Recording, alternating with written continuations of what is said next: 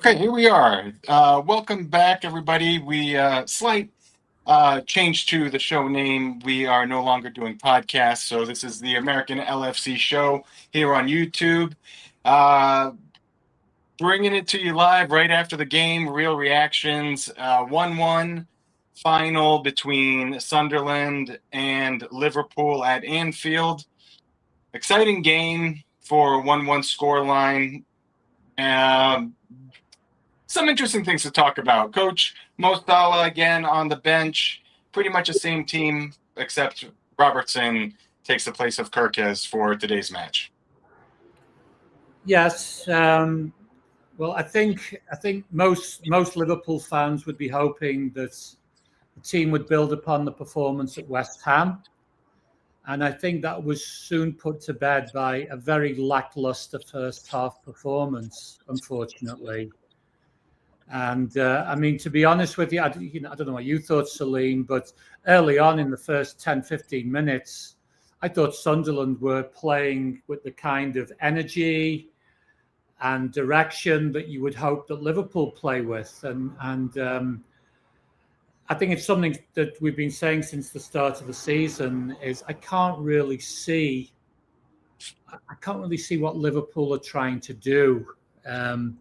And it always seems to fall back into this very ponderous passing the ball around. And if I was coaching against them, I would say, and I think that most of the managers are doing this right now, and just let them have possession at the back. And in particular, if you can encourage them to give the ball to Canate, do that. Yeah. And that's pretty much what's happening in a lot of these games. And I think the traditional Liverpool way that goes way back all the way to the 60s, where when I was a lad, Liverpool would always come out, they would attack, they would take the game to the other team, and we haven't seen that consistently this season, unfortunately. And I completely agree. It seems that that energy that Klopp kind of reinfused into the team and into the club, storming, so to speak, is not there anymore. Coach, is this, you mentioned we're not really sure what the tactics are here, but is this just literally a transition year? I mean, can we just literally chalk this up and Slot kind of has to figure out how to mesh all these together? Because there are some pretty poor performances out there. Isak was, I don't even know what we're trying to do with Isak. Ekitike comes on and he becomes more lively than Isak. I'm not really sure what's happening there. There's some encouraging signs though. Wirtz's goal was, they claimed it's an own goal, but the movement in the box was really, really encouraging. Look, I mean, even in that first half where Liverpool were pretty low energy, if you actually watch Florian Wirtz, I mean, he's moving all the time. And so, I know the media's kind of got on his back that he's not done so great and all this kind of stuff. And he struggled with the physicality of the English game. But I think going back to the early games of the season, Liverpool just don't find him in the midfield. He's moving and he's energetic.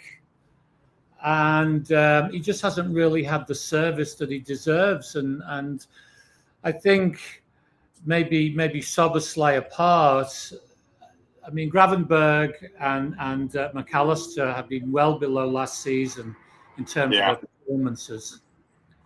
And, I think Szoboszlai and I think Wirtz, at least show energy.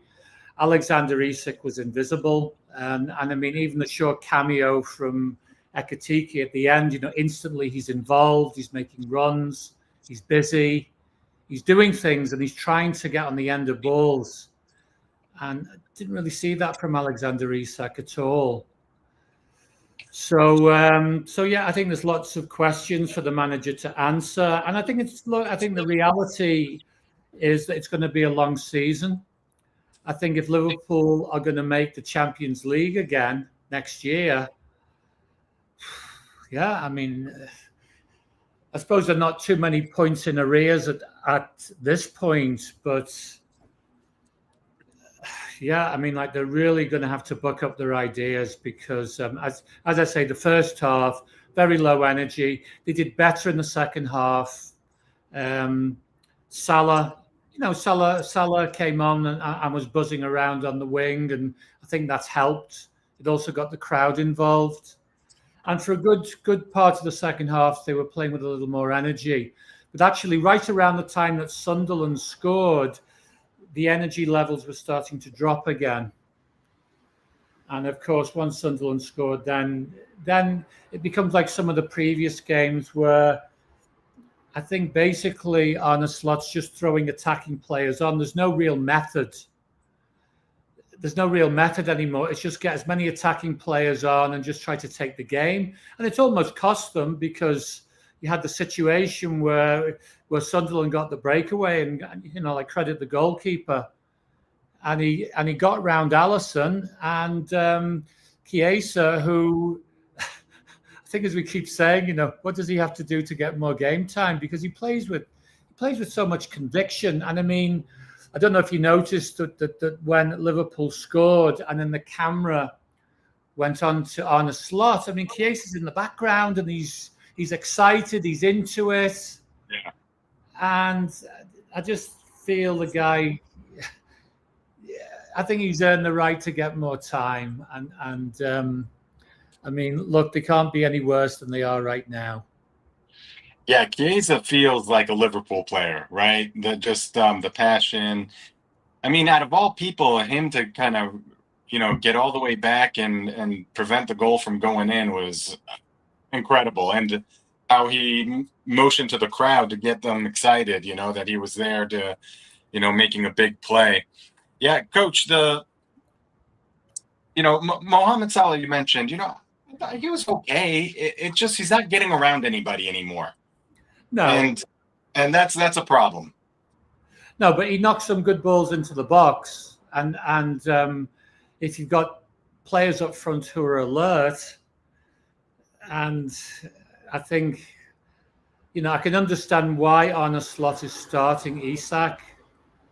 But I think in a funny way, he's really got to get Ekitike in there because I think he'll start Salah at the weekend.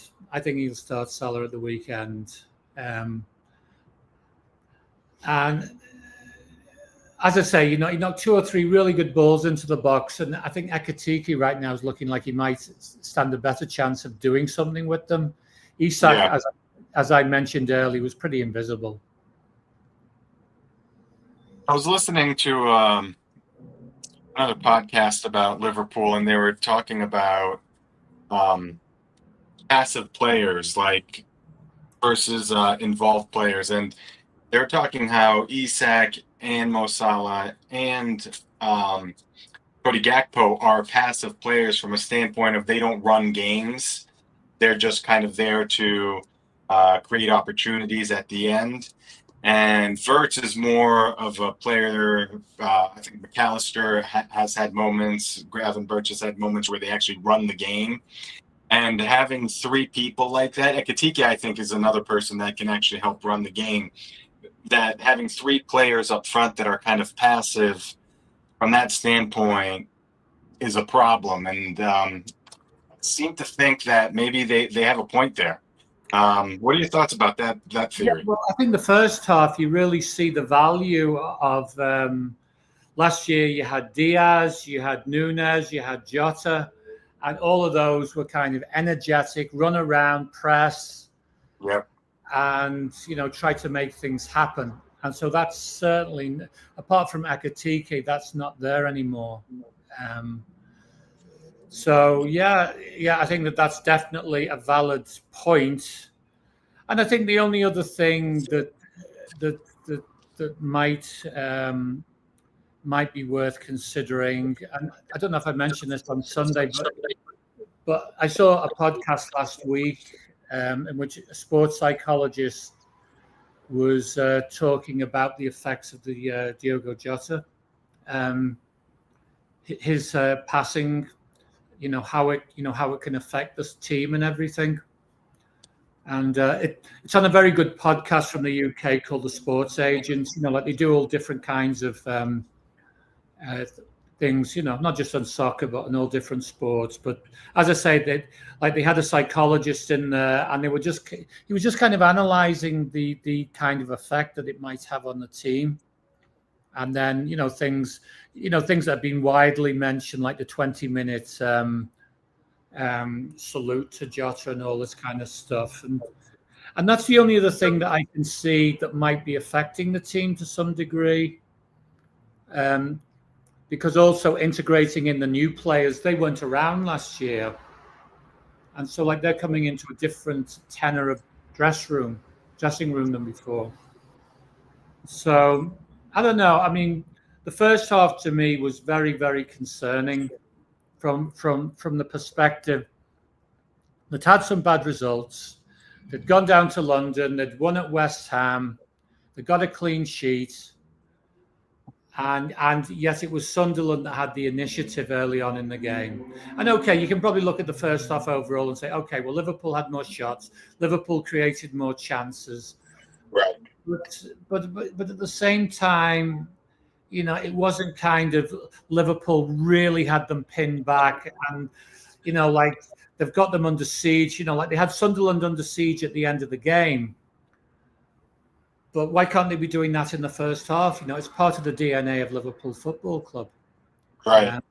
And yeah, that siege that you talk about creates mistakes and panic on the defense. Right. Yeah. And it was clear. In the first half, they were looking for out balls over the top. They were very clear in what they wanted to do. And because there was no press, there was no pressure, they were able to do that. And then the second half, when they had them pinned in, we're pressuring, we're on them. I mean, they were just clearing the ball wherever they could, minus that one brilliant play by the Sunderland goalie to get the, I think Ismador is his name, to get him one-on-one, which we just talked about. But other than that, they were pinned in, and they were just clearing the ball. So interesting, though, that Mo Salah did get on. He is leaving December 15th for AFCON.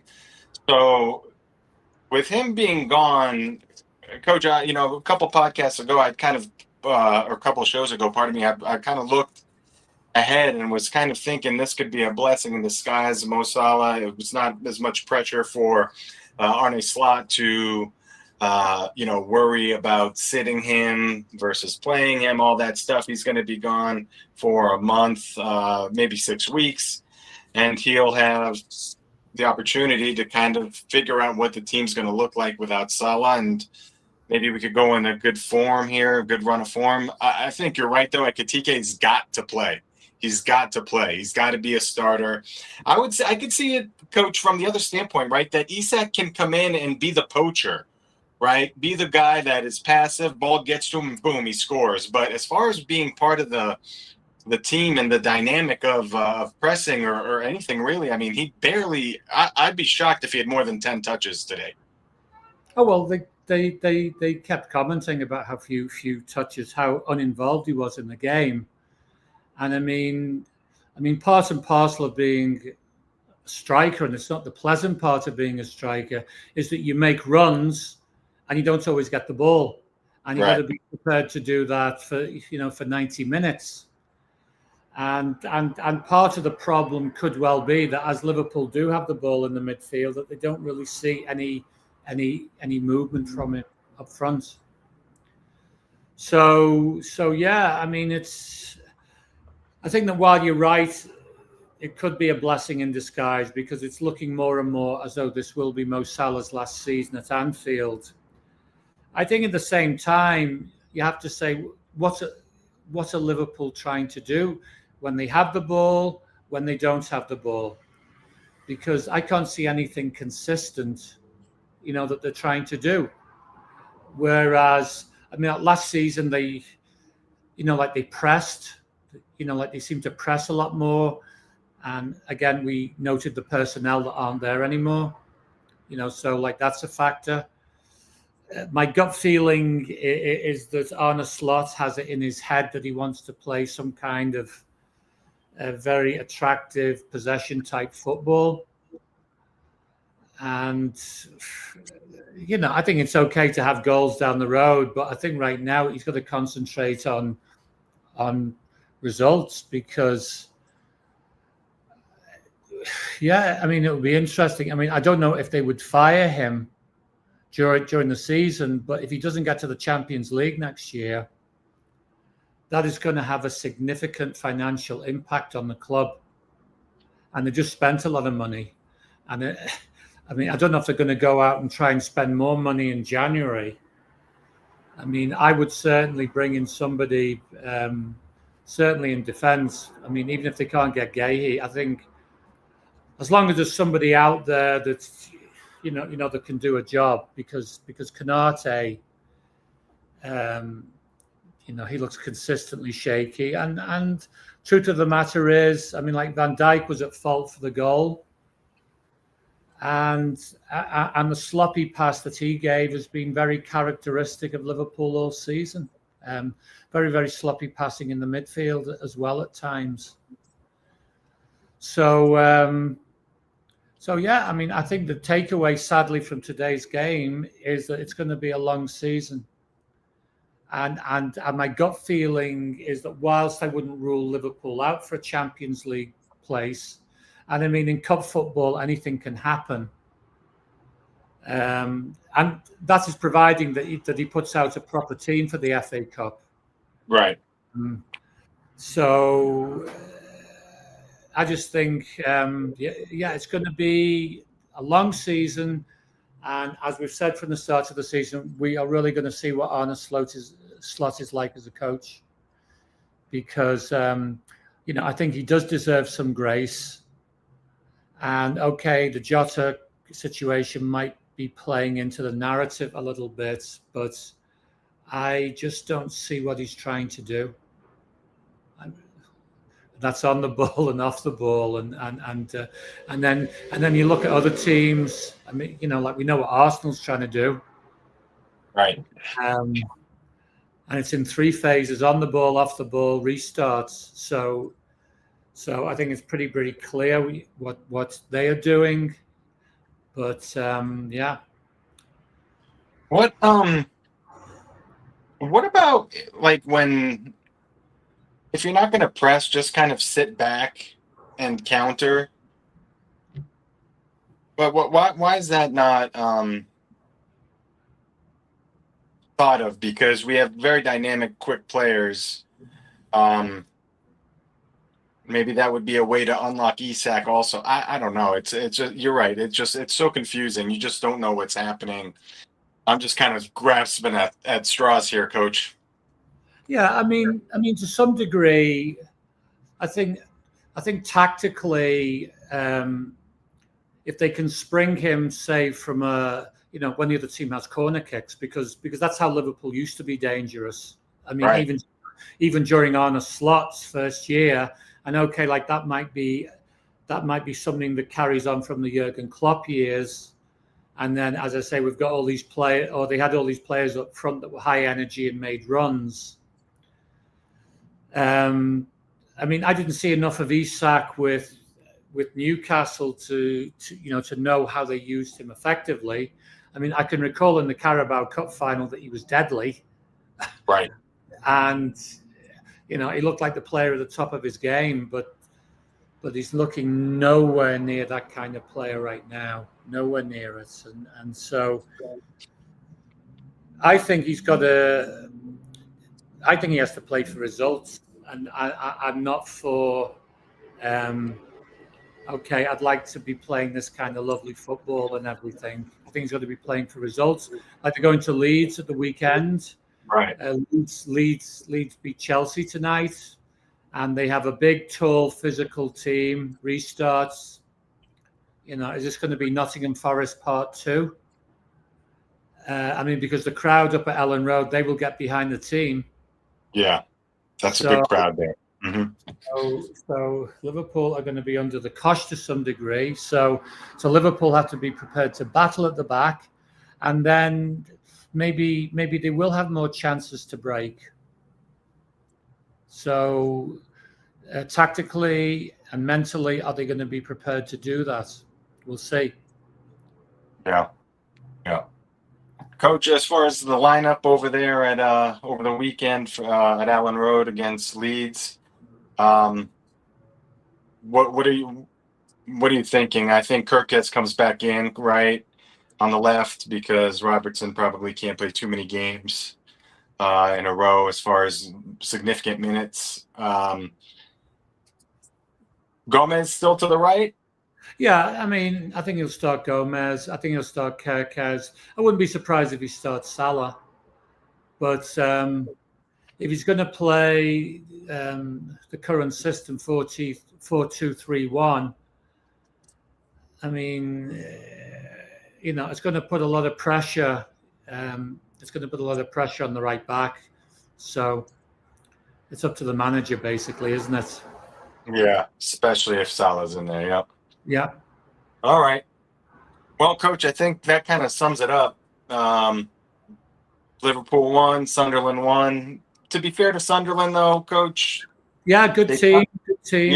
Yeah. They've tied Arsenal. They've tied Liverpool. They've beat Chelsea. Yeah, I mean, you have to say where they are in the league. If you look at the results they've been getting, they're a good team. They're a good team and well coached, clear plan. You could see what they were trying to do, and I thought they executed it very well. Yeah. So I can't come away and say that they didn't deserve a point because they did, and it could so easily have been 3. So I suppose from a Liverpool perspective, disappointing performance, but at least it wasn't a loss given some of the recent results. Yeah, and there were some shots being deflected at the end. I mean, it could have gone either way. I think maybe at the end of the day, the tie is probably the correct score as far as performances go. Anyway, Coach, thanks as always, and everybody, thanks for joining the American LFC show on YouTube. We will see you after Saturday. We'll try to do it again right after the game if possible, and if not, we'll do it a little bit later in the day. But hope Liverpool puts on a better performance at Allen Road, and we will see what happens. Until next time, thanks again for watching. We'll talk to you soon. Bye.